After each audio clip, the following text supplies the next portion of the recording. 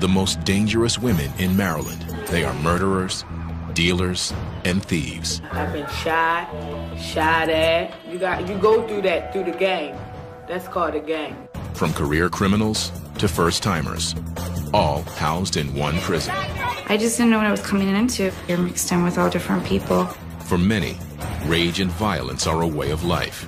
You're going to look out for yourself because nobody else is going to. Mind your business. It's not that hard. We got into a heated argument and she choked me. Welcome to the world of Maryland's female convicts. Get out of my face!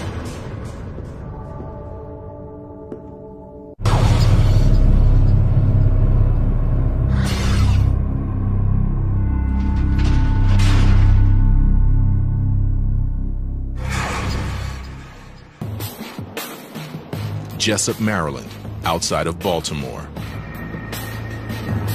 Home to the only prison for the state's female felons. Killers, kidnappers, addicts. They all land here at Maryland Correctional Institution for Women, or MCIW. Never mind, my lover. I'll be home soon. Come on, Fifth Avenue, WC, what it is. They never stop coming. Each year, about 1,300 inmates pass through the prison's intake center, where they are strip searched, interviewed, and assigned a place in the system. Many come fresh off the brutal streets of Baltimore, a city just 15 miles north of the prison and one of the most violent in the nation. I've been shot at, you know. It's just crazy. You go through that through the game. That's called a game. I put a gun into my face. I never liked her. Thank you, Jesus, that the gun ain't go off, or I would have been over here for life. At MCIW, these new arrivals will live alongside every type of felon. 900 offenders are housed here, minimum to maximum security, the highly aggressive with the low risk, all mixed together. With the right. This is something else, the cut. Some inmates have more trouble than others adjusting, like Paris Pratt. It's tight. I have had roommates where I had to get them out because I don't have a lot of patience these days with the foolishness and all of the craziness that people bring to your room. I don't decorate. I haven't decorated this cell because I don't want to feel like this is my home. Paris arrived a year ago and is still struggling to settle in. Some days I wake up good, other days I wake up bad, other days I wake up feeling very homicidal. Though only 25 years old, she will be here for the rest of her life. Abandoned as a teenager, Paris started dealing crack to support herself on the streets. Now, she's been convicted of killing a 16-year-old boy in cold blood. I was convicted of first-degree murder, and I was sentenced to a life sentence plus 25 years with no parole. I've been painted this picture as a monster. Paris was the first woman sentenced to life without parole in Montgomery County, a middle-class suburban area outside of Washington, D.C. I fired 2 shots. He fell backwards, fell on his back, was laying on the ground, trying to get up, but it's like he couldn't. Police say she thought the boy was a snitch. She claims that it was self-defense. Things got ugly. When his hand came out of his pocket a little bit, I saw the knife in his hand. So my first instincts, just like anybody else, was to defend myself. Paris is trying hard to keep herself in check behind bars. If she breaks the rules, she'll wind up in segregation or lock. If somebody touches me, I'm definitely going on lock because I'm definitely going to defend myself. Lock is the unit reserved for the highly violent and explosive. Offenders are confined to their cells 23 hours a day. It's the last place inmates want to be. I haven't been on lock, thank God. But because I have an attitude.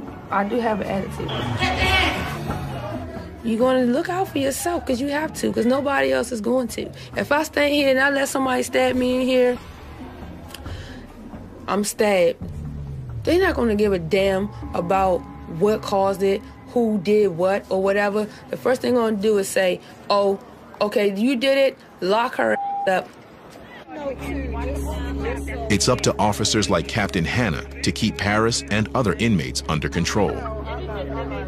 In her 20-year career, this wife and mother of 3 has come across every type of criminal, male and female. She knows that these women are dangerously on the edge. You're working with people who have committed crimes, have the potential to commit more crimes, so that's the danger element.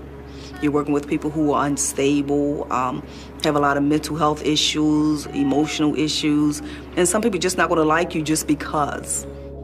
This afternoon, Captain Hannah is making rounds on the prison campus, making sure inmates are inside, getting ready for daily count.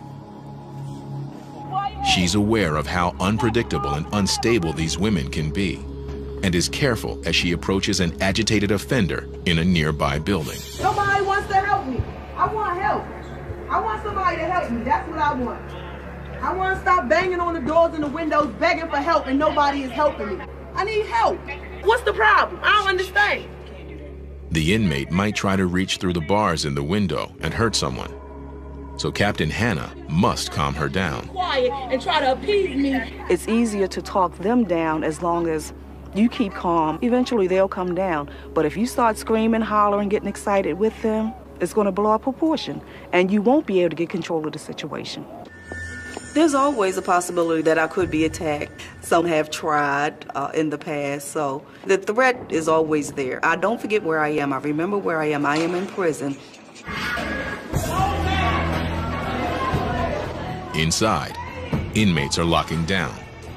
They're free to be out of their cells for most of the day, but must be back for 2:30 afternoon count.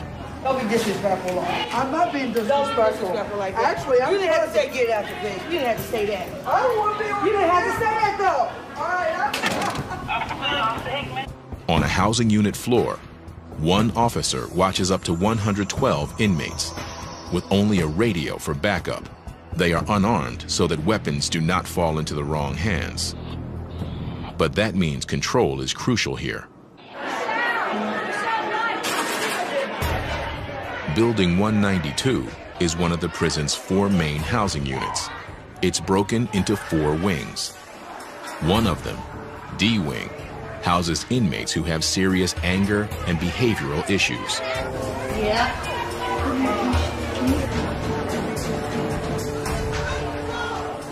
I mean, it's just a bunch of chaos. People banging on the door. She wants to kick and bang, scream, and cuss out the police, or cuss out the inmates walking past her door. Whatever, just stuff like that.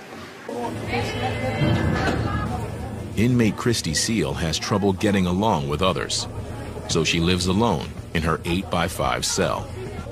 I got anger issues real bad, and me dealing with my anger issues, I couldn't be somebody's roommate.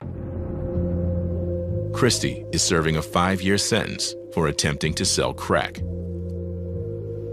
This marks Christy's 3rd trip to the prison. An addiction to crack cocaine keeps bringing her back.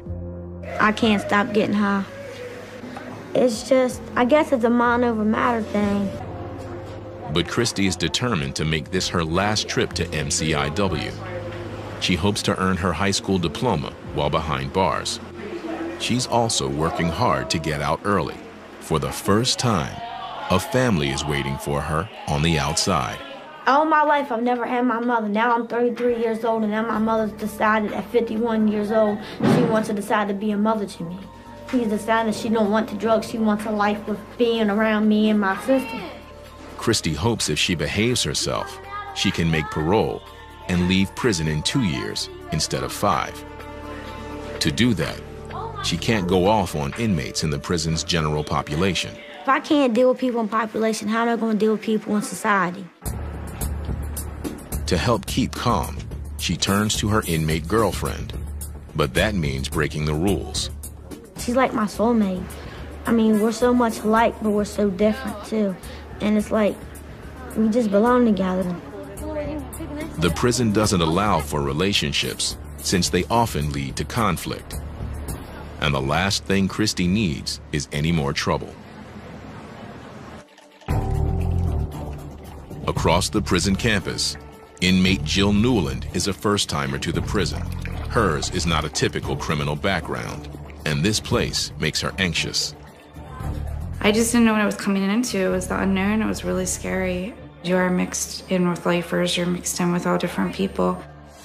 The 34-year-old grew up in a middle-class suburb of Baltimore, attended college, and led a comfortable life until she got hooked on painkillers. It just escalated. I ran out of prescription medication, so I went to other things. I started experimenting with heroin, cocaine, things like that. Jill soon found herself disappearing for days into Baltimore drug houses.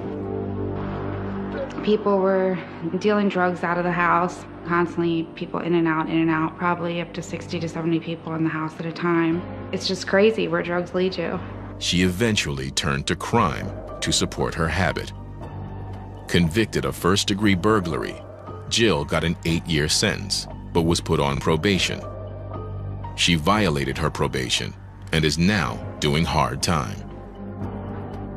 Prison is tough enough for first-timers, but for Jill, it's proving even harder. She was 3 months pregnant when coming to prison, but then found out she is having twins when she arrived. I didn't know I was having twins till I got down here. So it was a joyful occasion, then it was sad. The girl we're gonna name Savannah Hope, and the boy is gonna be Jacob. Jill already has a 3-year-old daughter and a 1-year-old son, both of whom live with her husband. My two at home, I don't really talk about that much. It's like a sore subject because I sit there and it's hard to deal with. You know, one day I was there, next day I'm gone. I really wasn't being a good mom because a good mom doesn't get high. In this prison, pregnant inmates are treated like everyone else. I thought like they'd have a whole little pregnancy area and like, you know, just I thought it'd be different, not really mixed in with general population. I was nervous about that at first because I was thinking if there was a fight, you know, it's very easy for me to, you know, get bumped into. Anything could happen, and yeah, that scared me. I mean, you have to watch yourself. Because she is carrying twins, Jill's pregnancy is considered high risk. Twins are often premature, and her past drug use could compromise the baby's health. As her due date nears, the prison has confined Jill to the infirmary, a small wing separate from the main housing units. Security cameras monitor these women 24/7 in case something goes wrong. I'm really concerned about their health. I mean, I think their health is good, but it's still scary because you don't know. I mean, I won't know until the babies are born. As it's getting closer, it's getting worse. But I can't do anything about it, so I've just tried to deal with it. I have to take it one day at a time and just hope for the best. But Jill will have to deal with far more than she expects in the days to come.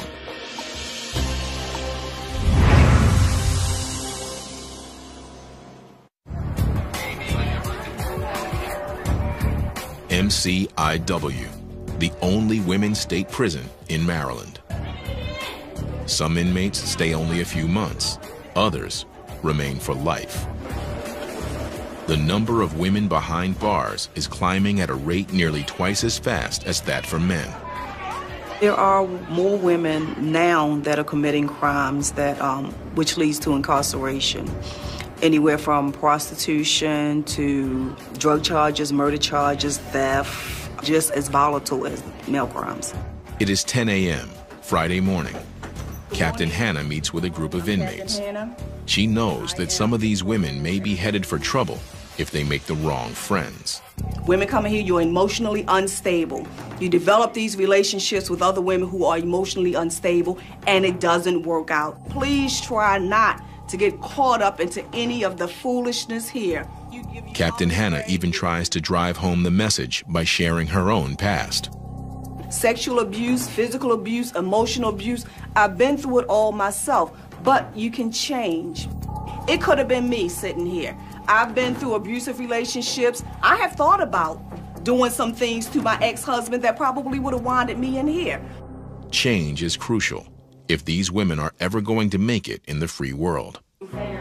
People down us because we're prostitutes and drug addicts.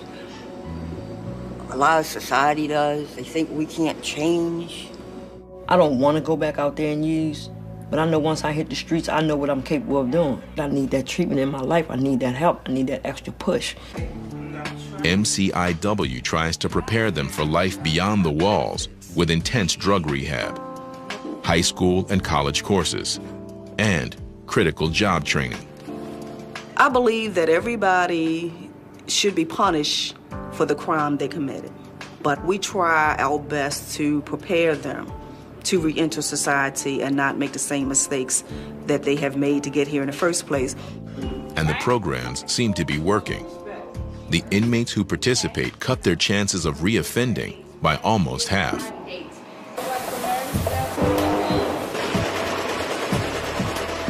The prison sew shop offers some of the best training. The women learn marketable skills, and daily pay here goes up to $3.50. Behind bars, that's a big paycheck, and it's considered a privilege to work here.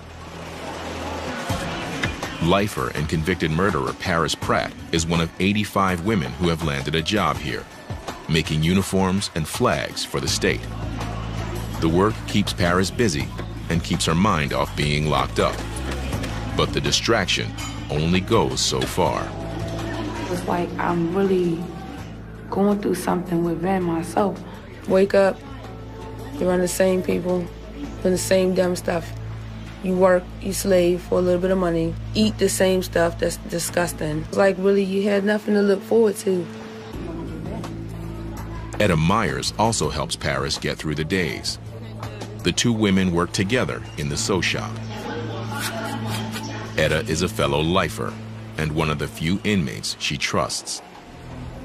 Etta has been here for 32 years. I used to think she got to be crazy to be still sane after 32 years, you know. Paris. But I guess as time goes along and I learn how to cope with things and deal with things differently, maybe I can be like her one day. Etta was convicted of killing a man during an attempted robbery in his home. I got locked up in 1977 for murder in the first degree with a handgun. Before I came to jail, I was married. I was a drug addict. Like Paris, she came to the prison in her early 20s, and at first, didn't think she would make it. There was nobody that I could trust in jail, so it was easier for me to stay by myself than to mingle with somebody who I didn't know anything about. I was very uneducated, very fragile, very empty inside, very frightened, very, very afraid. Okay, I wake up because... I met Paris about a year ago. She had just come into prison with a life sentence. They wanted her to know that there were people here who actually had been here for a long period of time and had fared just well. Her first question was, how long have you been here? And oh my God, you look so good. And I'm like, I don't know what good is, but thanks. Etta knows that Paris is on edge. I don't think that it has hit her. Reality has really not set in. For most of us who serve a long sentence, it takes a couple years before it actually settles in, before you're able to accept it. For the people that don't accept it, it's going to be really hard because life is hard in jail. They can get caught up in the madness and the negativity, and that'll only allow them to go to mental health and on lock. Etta hopes Paris can handle life behind bars without succumbing to madness or violence. She watches Paris closely, especially in the prison sew shop, where the edgy young inmate handles sharp tools. She doesn't want to see Paris or anyone else get hurt.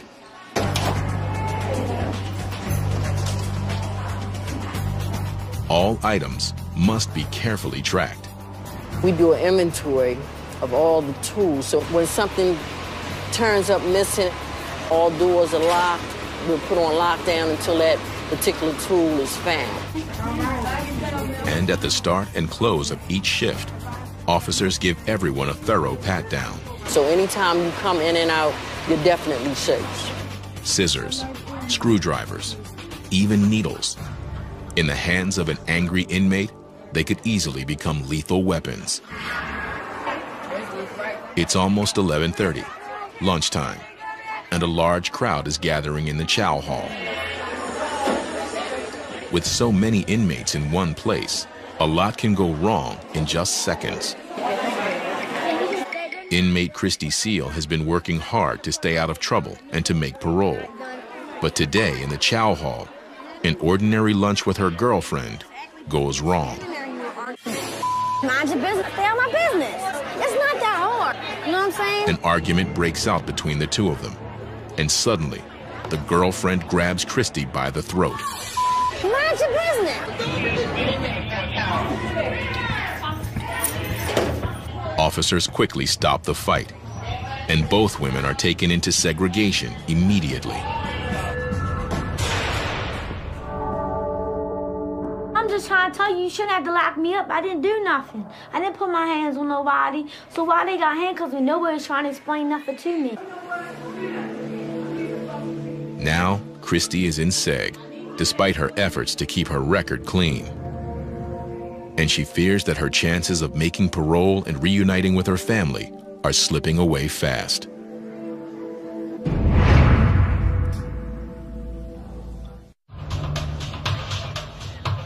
Thursday morning at Maryland Correctional Institution for Women. Here, behind the mesh of razor wire, 900 of the state's worst female offenders are forced to live together.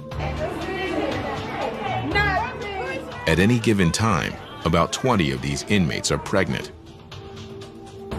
Among them is convicted burglar and drug addict Jill Newland, who is expecting twins. 3 weeks remain until her delivery date. Every week, Jill undergoes a routine checkup. Her weight, blood pressure, and the baby's heartbeat, along with the size of the uterus. But today's exam brings some scary news. As is often the case with twins, the babies are ready to come out weeks ahead of schedule. Jill must head to the local hospital immediately. The anxiety started building up with the fact of knowing that it was coming to an end, and reality set in a little. And it's just a scary situation. But even now, security cannot be compromised. 2 officers are required to transport her, and she must wait for clearance at all checkpoints. Pregnant or not, she's still treated as a dangerous felon. I'm embarrassed and I'm upset that I put myself in the situation to have to go there pregnant and handcuffed. It just seems like it's surreal. It's like everything's just happening, and I feel sometimes like, what's going on? Is this real? The hospital is only 15 miles away, but it's a long drive for Jill. She doesn't know what this early delivery might mean for the unborn twins. Inside the prison gates, the grounds are unusually quiet. A prisoner is coming out of segregation, and Captain Hannah has cleared the entire area. All outdoor movement stops whenever an offender leaves her segregation cell. An officer escort always stays close by her side. It's all about keeping the inmates safe from attack. There's not supposed to be any inmates on the grounds. When the seg gets moved, it's our responsibility to protect that inmate because they are handcuffed. So if something happens, they cannot defend themselves. If they're fighting somebody and that person has friends out in general population, then they could be a possible enemy. The extra security also protects the staff from getting hurt. Officers know they can never let their guard down when dealing with convicted criminals. Captain Hannah learned this the hard way. As a young officer, She survived a vicious inmate attack. It took months for her to recover. I had been on the job approximately 4 months, and I was attacked by an inmate, maximum security prison. Segregation inmate ran down the tube, jumped me from behind, and he stabbed me. The shoulder, the back, the side of the face. I was stabbed 5 times. At first, I didn't even know that I was being stabbed because it just felt like punches. I came back to work because I knew the risks involved when I took the job. You could lose your life in prison. Lieutenant Parker to all OICs, 1021 shift. Captain Hannah to all units, resume your movement, resume your movement. The attack is a constant reminder of how dangerous her job can be, especially when handling the volatile inmates housed in segregation. Also known as lock, the 48 cells in seg are reserved for the prisoners who break the rules. In lock, inmates are confined to their cells nearly every hour of every day, with only 2 showers a week. Inmates say it's dark and loud and frightening. For the prison, it's the ultimate discipline. For inmates, there's nothing worse. It can stay with them long after they get out. I used to be terrible at one point. I made a change in my life not to go back over there because it's not worth going over there. And now that's really how you lose your mind. You get absolutely nothing. So you're sitting in this little cell, and I mean, people scream out the windows all night and sing. I mean, they do anything that they possibly can to keep their mind off of what they're going through. Man, lock is horrible. You never come out your cell. You got all this time to sit in there and just look at walls and think and talk to yourself. I mean, who wants to be over there and be miserable like that? I know I don't. I'm in school. I'm trying to do what I need to do to get out of here. I'm not trying to make my time stop by going on the lock. You know what I'm saying? And I'm telling you, you don't want to go over there. Christy Seal has just come out of lock after fighting in the cafeteria with her inmate girlfriend. My girlfriend is a liar. I'm finding out a lot of things that she's doing, being sneaky, being phony with stuff. I found out she was telling somebody that I need her. I don't need you, miss. Are you crazy? And we got into it in the cafeteria, and we got into a heated argument, and she choked me. This was Christy's first trip back to seg in months. Luckily, she was cleared of all charges this time. The prison ruled the instigator was Christy's girlfriend, who remains in lock. She's always putting her hands on me. There's a scratch mark on my neck where it's healing up right there. She did that. You know what I'm saying? So I'm constantly smacking her back because I'm not going to just keep allowing you to put your hands on me and think I'm not going to smack you back. Hearing about the fight with her girlfriend, Captain Hannah brings Christy in for a talk after she is released from seg. So what do you plan to do now? I'm going to try to stay away from her. And I did say try. We do not condone these relationships, but we know they do happen. And it doesn't work out. There are fights. The women may do certain things or act certain ways towards other inmates just to make this particular one jealous, and it creates a lot of problems. My anger took over because I couldn't. It felt like I couldn't breathe. I felt like everybody was ganging up on me. Mm-hmm. You have to be able to handle your anger issues. What do you have planned for when you leave here? If you don't have a plan, you're going to be back here. What about your education, college degree? Do you have your high school diploma? I can't get it. Well, why? Because I ain't smart enough yet. Yes, you are. Don't say that. I mean, I waited till I was an old lady before I got my bachelor's degree, but I did it. Issues come about. Hannah reminds Christy that she needs to stay focused on getting out and staying out of prison. That I want you to focus on. You're going to be okay. I just want you to focus on you. Yeah. You getting better. You healing emotionally. Because when you leave, and you will be leaving, I want you to stay gone.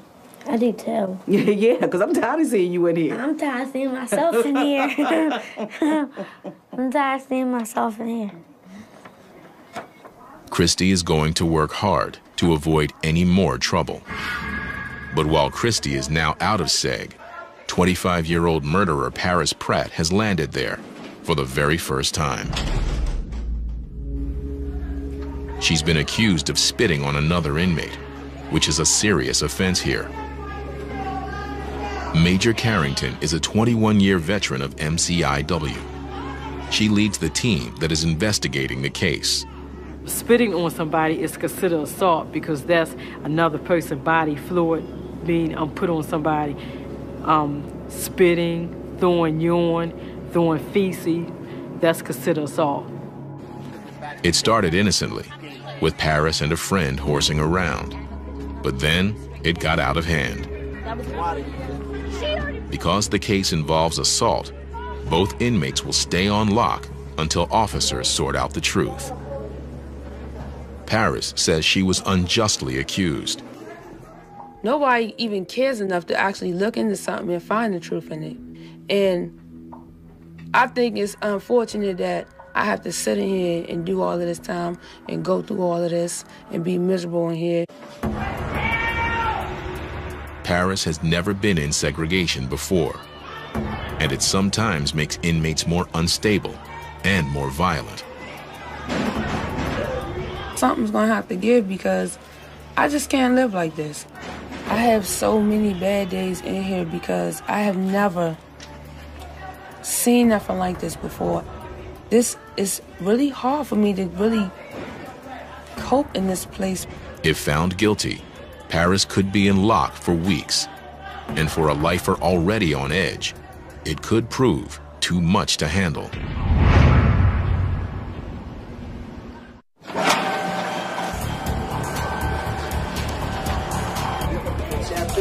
3 p.m. at Maryland Correctional Institution for Women. A new shift takes over. And for their own safety, officers conduct a careful shakedown of the cell houses. Every day, every time a shift change, each officer that comes on, they have to do a search of the common areas. Officers regularly shake down individual cells, but inmates also like to stash contraband, such as razors and drugs, in the common areas.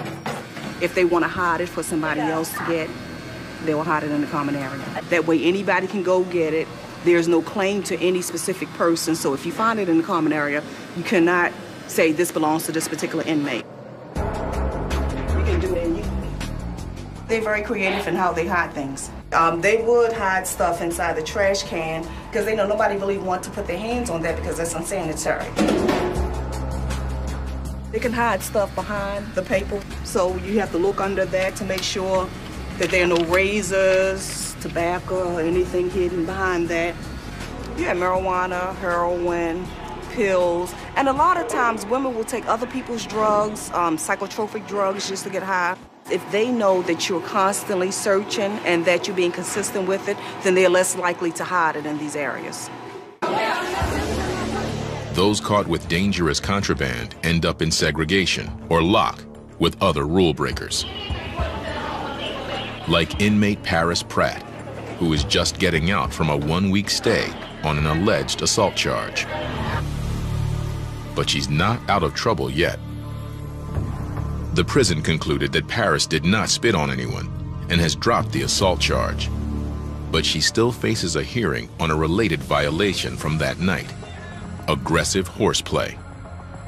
If found guilty, the inmate is in danger of seeing more seg time. The charge sounds relatively harmless, but the prison knows how easily things can escalate here.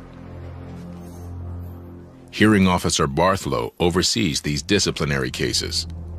It starts out as some minor type of play, but then someone takes offense to what's occurring in the way of too hard of a bump or some comment being made, and then the fists start flying. Sometimes, prisons allow another inmate to act as a sort of representative for the accused. She argues on Paris's behalf and ensures that she is treated fairly. During these sessions, the inmates must be heavily restrained. We've had incidences in the past where inmates have not been shackled, where either the hearing officer or the officer assigned to the hearing was injured, with someone becoming upset and becoming physical as a result of the decisions that are made. Hearing Officer Barthlow reads the report from that night. At approximately 6:40 p.m., while observing inmates returning from dinner, I observed inmate Paris Pratt, 923-505, and Crystal pulling each other's shirt and chasing each other recklessly. I ordered them to stop horseplaying and ordered them to go into the building. This is not a violent act. It's not a... The inmate representative defends Paris, claiming she played no real part in the incident. So in this case, Ms. Pratt actually did not do anything. They were coming from dinner. She was on her way into the building. She did not, was not reckless in any manner. But this isn't the first time Paris has been in trouble. She's had 3 similar violations in the past, and given her record, Hearing Officer Barthlow is not convinced. Ms. Pratt, after weighing what your representative has presented here through her arguments, what the institution has presented through its evidence, I will find you guilty of the violation of 501. You're obviously having some problems with the rules and your adjustment here. If you don't work with the system, then the system, there are consequences to pay. And if you are found guilty of another violation within the next 3 months, it's mandatory that the hearing officer must impose segregation. That's disciplinary segregation. All right? Paris is lucky, but now walks a very thin line. If she breaks a rule again, Paris returns to lock immediately. Should I be happy? I don't have nothing to say right now.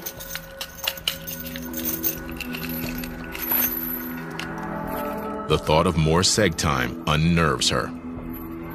I can't live in there. So I can't function positively.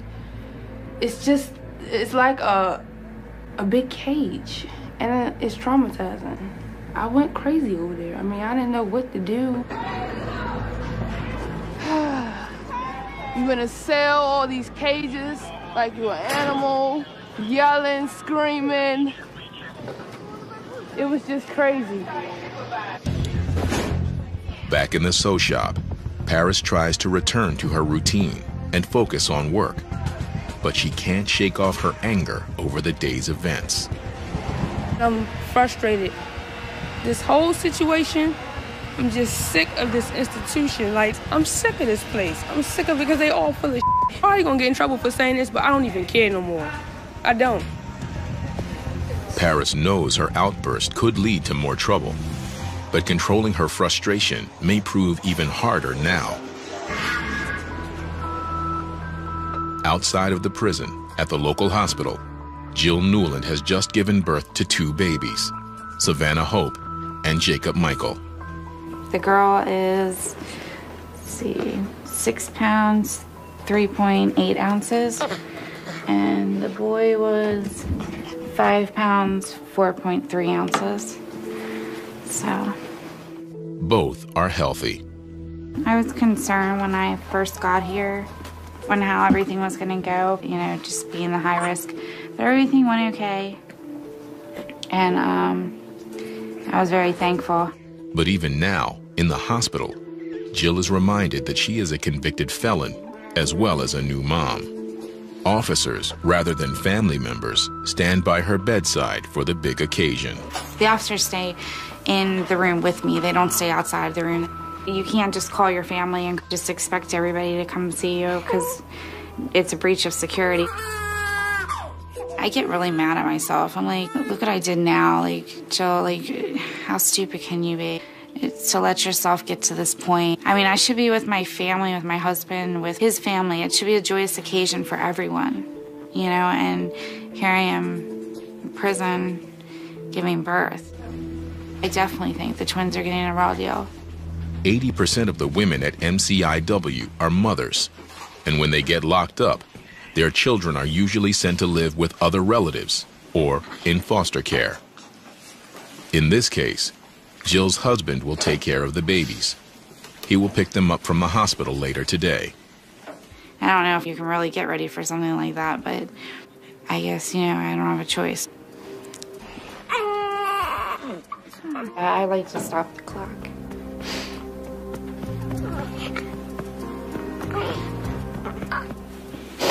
Sorry. It's a hard thing to go through.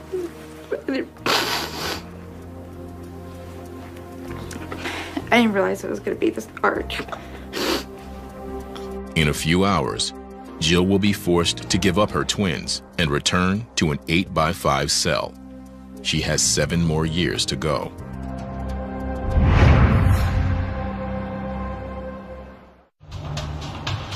Friday afternoon at Maryland Correctional Institution for Women. Inmate Christy Seal can't manage to stay out of trouble. This time it wasn't her girlfriend. It was a run-in with the prison therapist. At their weekly meeting, Christy accused the therapist of letting her down and lying to her at the top of her voice. I'm not going to just accept them to talk to me any old kind of way. And I already have an anger issue. She already knows that. And then she just aggravated me to the point where I blew up in her office. They know that I don't put up with they bull. Christy knows she may have hurt her chances of getting out early and reuniting with her mother and family. I've been doing so good, and I don't want to lose my winning streak of doing the right thing and making me feel like I'm a loser again. I'm trying to better myself. It's just time for me to do something different with myself. So you coming to the sessions tonight? I used to never cared, and now I care because I have a family to go home to. I got a family that's waiting for me. That's something I ain't never had. I can't mess up for them. I'm trying to go home to be with them. Captain Hannah sees inmates like Christy all the time who need real guidance to turn their lives around. Sometimes it takes a couple of times just to get it right. It takes a couple of times just to realize this is not a joke. I need to get my life in order. You do what you can to help them out. Inmate and new mother Jill Newland is back in her cell. Her newborn twins are gone, taken home by her husband. The baby just talks to me on the phone all day, you know, and then I want to talk to the babies 100 times a day, and they can't talk back. I miss the twins a lot, but right now it's like split emotions because I really want to be with my kids, but at the same time, I keep saying, what good am I to my kids like that, you know? And you're not. You can't take care of children and be high. Jill is ready to return to the prison's intensive drug treatment program. She's fiercely determined to stay clean for good. I actually do feel like it's a fresh start. I think if I just stay positive and just keep trying to do the things I need to do to stay focused, I'll be okay. I want to be clean. I want to do the right things. To help keep inmates like Jill focused, the prison offers a unique program for new mothers. Once a week, they can get a special visit where they openly hold and play with their babies. For 2 hours, they can be parents. If Jill stays on track, she'll see the twins, and the visits will remind her of why she needs to change.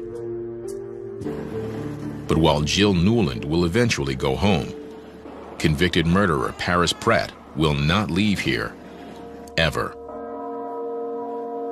These days, Paris has been staying out of trouble and out of luck, but she's only served 1 year of her life sentence. I don't know if I'm going to adjust to life here. One day I could say I'm going to adjust to life. The next day I could say I might take my own life because this is not living. This is just existing. I just don't think I can do it in here. I really don't. To keep herself sane, Paris will continue to look to fellow lifer Etta Myers. It's a pretty frightening experience. I think that she'll come along, but I think that it's going to take some bumps and bruises along the way. It's going to take some time for her to accept the reality that she may be here for a very long time. I was going through it, so I probably will get there. If I have to be here for years and years and years and years, you know what I mean? You have no other choice because you have to deal with it, but I'm just not there yet. Only time will tell if Paris can adjust. Everybody has an issue when they come in here. There's a reason why they did what they did. And what we try to do is to help them, to process it, to look at ways that they can change within. Officers like Captain Hannah try to help the inmates find their way. I don't think that we should ever give up on people. I feel that my mission and my purpose is to help hurting women. Even just through caring, just being a kind of a decent kind of human being. Day after day, Maryland's female felons continue to fill the cells at MCIW. Whatever their crimes, the prison and the officers give these troubled women the chance to change their ways. But in the end, it's a choice each inmate must make for herself.